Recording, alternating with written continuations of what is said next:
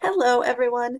This is part two of the videos on the article called On Fairy Stories by Tolkien, and this is section two of the reading called Origins. So he starts off by asking the question that he said he would address at the beginning of the essay, which is, what is the origin of the fairy element? And he has some reservations about even asking this question.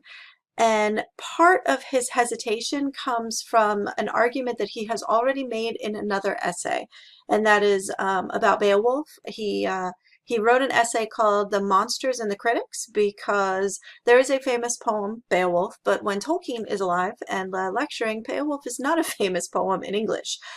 In English classes, I mean, in the English discipline. Beowulf is used by anthropologists, it's used by historians, it's popular in those kinds of circles. Not so much in English class. Nobody thought of Beowulf as poetry. And in his lecture, not this one, right, the other one, Tolkien was like, Beowulf is great if you want to look at it from a historical perspective, although most of the things that he's seen, he's very critical of his colleagues in other departments. He's like, there are examples of culture, but the way that people seem to interpret it is the opposite of what the poet is trying to get at in that story. For example, that Modrith is a character in Beowulf, and she is the example of a bad queen. She's awful. Like, if you look at her and she doesn't like you, she has you executed. This is not the kind of queen that you want, right? And that's kind of the point of her introduction in the story, is Beowulf is telling people, like, don't be a bad queen like Modrith because she was awful. But the way that historians would read it, they're like, look, this is the power that female queens had, or female rulers had in their culture. And Tolkien's like, I don't know if you're really looking at it the way that the poet would have intended. It's like thinking of a rock song today or a love song today and being like, clearly this is how all of the humans in that culture got together and viewed relationships. You're like, no, it's like poetry and art. It's probably a little bit massaged for your audience and your purpose. So he gives this elaborate analogy in the essay about Beowulf, where he says, look, imagine for a moment that you have a tower, like a huge stone tower, and people come up to it, the historian comes up to it, the anthropologist comes up to it, and they look at it and they're like, oh my God, these windows. Look at how they made these windows. So they take the windows and they take them out if they're glass, they pull it out and they're like, oh my God, look at this mortar that they've used. We have to take it back to the lab and study it to see how they made their windows. Oh, look at these blocks, how they cut them. Let's take them back and study them. And over the course of time, you dismantle the tower to see how it was built, which is generally what you do in those kinds of disciplines. You pull things apart to get at the construction of them, and then analyze what that means for the culture and the people. But Tolkien says what they forgot is that Beowulf is a poem, and the tower is a tower. And if you climb to the top of the tower, you used to be able to see the sea. That's his analogy. He's like, if you just appreciate the tower as a tower, it gives you a great vision of, in this case, the ocean. But you don't look at Beowulf as poetry. You look at Beowulf as sort of this, like, leftover cemetery that you can dig up and be like, let's look at the bones, let's look at the pottery, and let's analyze it. So he's very hesitant to do the same thing to fairy tales, because in his other lecture he was very strong feelings about not doing that. So when he says in this first part here, people using the stories not as they were meant to be used, but as a quarry from which to dig evidence or information about matters in which they're interested, he's like, this is fine, but don't forget that it's still a story. And when people tell stories, things shift, things change. Your goal is going to be different, and the way you say things is going to be different. And sometimes that gets lost. So when he's looking at origins, he's trying to avoid making that same mistake. And he's very quick to admit it. He's like, look, when you look at mythology, it's a lot of layers on layers on layers, and a lot of it is echoes. So yeah, you can look at it and be like, Beowulf is the same story. From before, the Black Bull of Norway is still Beauty and the Beast. These are the same stories echoed over and over and over again. And you can do that. Eros and Psyche are the same thing over and over again. But he says that's true, but it's also not the complete truth, right? Like that doesn't, even if it is true, that's not the point, because there's more to it. He says there's a reason why we still read fairy stories. If they were all exactly the same, we would have gotten bored and we would have stopped reading them. So there must be something else there. And he says, now, is it interesting to go through a story and find its historical, history? Absolutely. He says, I love looking at the Tree of Tales. In fact, he has a whole short story called Leaf by Niggle, which talks about the Tree of Tales. And if you want to explore where stories came from, he's like, that's really cool. But do that separately. Don't do that at the same time you're trying to appreciate a story as a story, because then it kind of loses it. If you watch a movie thinking about all of the other movies it reminds you of, then you're not appreciating the movie for what it is. You're like losing that experience in favor of analyzing the pieces. And this is where he gets to his favorite analogy, which is soup, because Tolkien's all about food. As you'll realize when you read The Hobbit, the Hobbits are all about food because Tolkien's all about the food. But he says there's soup, and sometimes you just eat soup and you just appreciate the soup. You don't need to know where the chicken came from. You don't need to examine the bones. You don't need to know how the carrots were grown.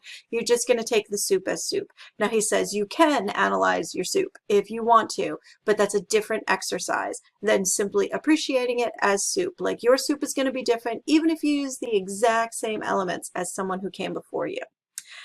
So that's what all of this soup stuff is that he's talking about. And by soup, he means stories, right? Okay. Now, he says he's not going to get into it. He's not going to get into it. He is going to get into it for like another 5 pages. So just bear with him. He says, of course, they're ancient. They're universal. As humans, we seem to love fairy tales.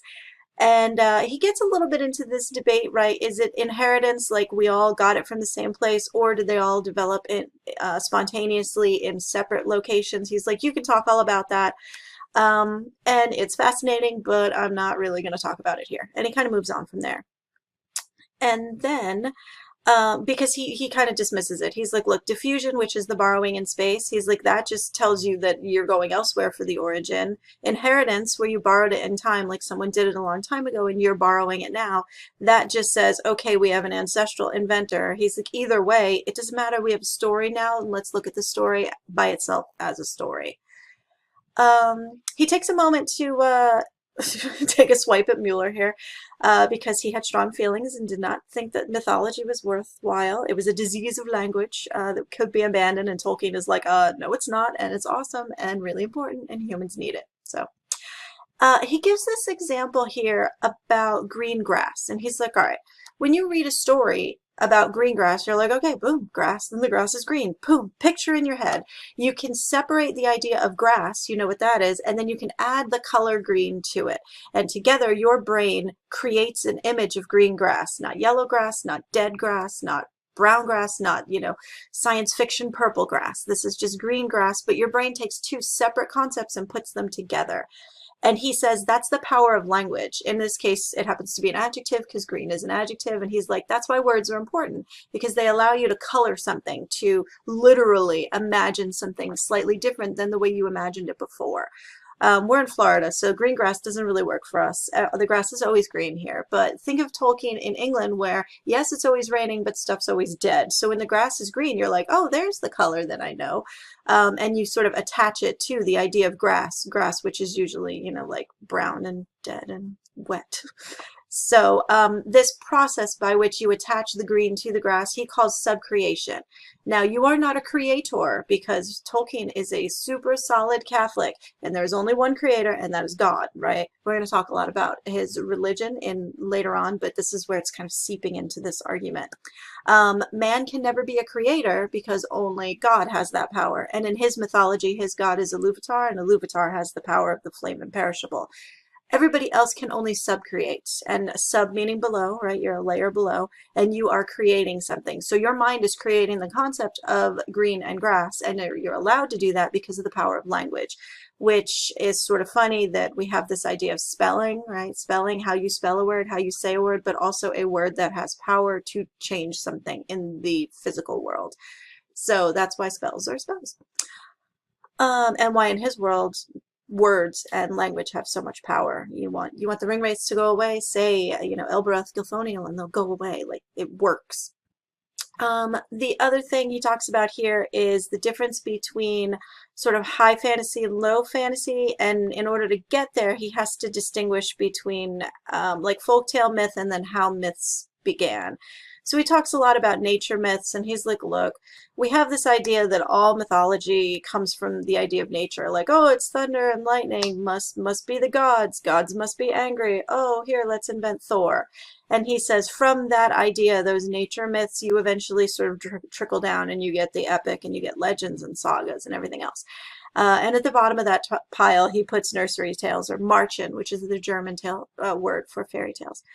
And he's like, look, you've got both sides of this thing. You have the like epic nature myth, you know, thunder and lightning, and then you also have the human side of this, which is the god Thor that we associate with thunder and lightning and his, you know, his hammer Mjolnir. Thanks, Marvel.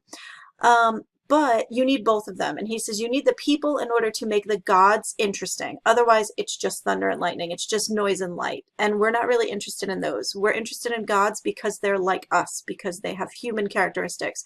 And the reason why they do that is because man has created them, has given them personhood and personality. So that's what he's talking about here. And then which came first, it doesn't really matter for him. He's like, either way, we end up with both sides of this, you know, character, if you will. The idea of thunder and lightning and epic natural nature god power. Also, you know, redheaded farmer who yells a lot. What else does he get into? Oh, he does a little quick, he's like, oh, by the way, this is different than religion and divinity, right? Divinity is the right to have power and, you know, worship, as opposed to like, hi, I have a magic hammer. I have power. I don't have the right to power, the ownership of the power. You know, I have an artifact that's different than being power itself. And he likes Andrew Lang because Andrew Lang is the guy who collected a lot of fairy tales in his books, and he avoided overly religious ones. He was like, no, that's kind of a separate area. That's not really fairy tales. If you find an artifact that gives you power, that's fairy tales. If you are a divine being, that's something else. So he likes that. What else? Oh, he gives you this quick little blurb about, you know, fairy stories in general have the three faces. This is him just summing up a lot of other things that people have said about fairy tales. You've got the mystical towards the supernatural, the magical towards nature. That's the one he cares about, right? And then the mirror of scorn and pity towards man. There's a whole subset of stories where it's like stupid humans, right? Yeah. But fairy is the magical towards nature because that's what we like to read apparently in English. He kind of bounces back to the soup and he's like, look, there are historical people in the soup, and whether something actually happened to them or they happened and then we attached them to a some sort of crazy fairy tale event, it doesn't really matter because they both ended up in the soup. And he gives you the example of Charlemagne's mother, right? And Bertha Broadfoot somehow got associated. Now, one of them is a real person and one of them may be a real person. So somewhere in there was a connection that was made. And whether you look at that and you go, that's not possible because it couldn't have happened in real life, or that's not possible because I don't think that it happened, even though it is possible in real life. He gives you the Archbishop of Canterbury slipping on a banana skin. He's like, you could argue that that did or didn't happen, and whether it's true or not really doesn't matter. What matters is that we now have a story of a banana skin, and we have a story of an archbishop, and somehow they both ended up in the soup, and now we can look at the soup. So that's that part. Yeah, they just kind of fell in the pot. He talks briefly about King Arthur. All right, not to ruin your hopes and dreams, but yeah, not a whole lot of historical evidence for King Arthur, guys. No Camelot, nothing like that. There is a historical Arthur that has been long associated with, you know, he was a Roman and he was fighting against the invaders. And then later on, when the French invaded, they wrote all these stories about him. Guys, just think about it. It is an English king whose wife leaves him for a French knight. Those are conqueror stories. Come on, and his name is Lancelot because he uses his lance a lot. It's a sexual pun. Like, come on, that's not a nice story for the English. But you've got all these people who are just, in Tolkien's mind, waiting to fall into the pot of story. And then he gets a little bit into the history and myth, and in the end he really just says, like, it's all the same. They're old and we're fascinated by the old things. And then he gets a little bit here into prohibition being something that fairy tales are known for. Don't go here, don't do this, don't do that. And that's kind of what he's going to get into in a little bit. So we'll talk about that next time.